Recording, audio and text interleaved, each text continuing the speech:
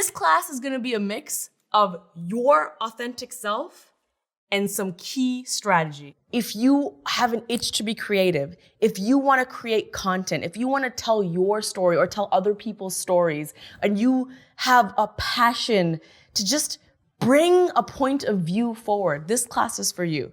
I'm going to give you all the tools you need to tell stories on social media in a way that will reach an audience that is right for you. Me and you, I'm gonna be very, very real. I started making videos in 2010 because I was a sad person. That is the truth. I literally posted my first video because in 2010 I discovered YouTube, and it was during a time where I felt very alone in life.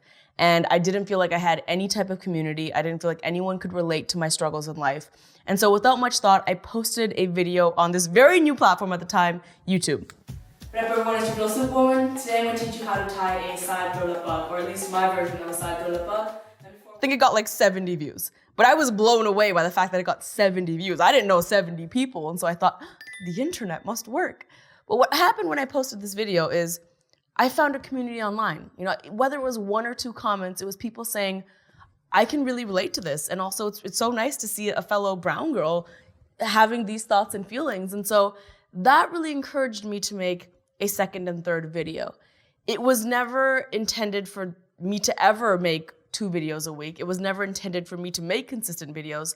I just posted 1 and went with the flow. From that point on, as I started to garner more and more views, and when I say that, I mean 70 to 80 to 90, I by no means was a product of a viral video. I started to experiment. Every brown guy is asked, what the hell is going through the mind of that brown girl? Well, today, I have no formal training in comedy. I never went to an art school, but I just liked telling jokes. So I did a comedy video, and it was that video called Official Guide to Brown Girls, which I think was my first video to go into the thousands. And I vividly remember it being a huge deal because at that time, I still had notifications turned on my phone. So anytime someone would subscribe to my channel, my phone went bing!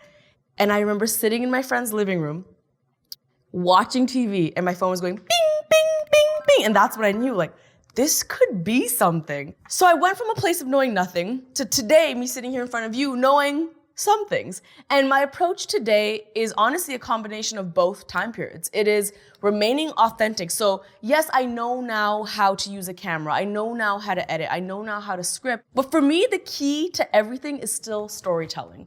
I believe story always comes first. And so regardless of how fancy the camera is and what editing software you have, and if the script didn't have the underline and the proper capitalization, I still believe story comes first. And that's what I really want to dive into in this class. And let me just be real. There are so many misconceptions when it comes to storytelling, especially on social media. You know, I've had a lot of people ask me, that 5-minute video, like, that took you 5 minutes, right? No, it is a lot of work. Social media is a 24/7 platform. All of the platforms, they don't shut down at 5 p.m. And so it is a lot of work. I'm telling you that very, very honestly, especially if you plan to be consistent and try to build a brand. However, on the note of building a brand, a huge misconception is to get started, you need to have a brand guidelines, a logo, fancy equipment, a microphone, a studio. I don't believe you need any of that stuff to start. I think you need a passion, you need hustle, and you need a point of view. I started my journey on social media, like I said, because I was lonely. I vividly remember some days where I was having a really bad day and I was in a really dark place. And then I turned on YouTube and I saw a video from someone who was just creating a video in their bedroom, talking to camera like I am.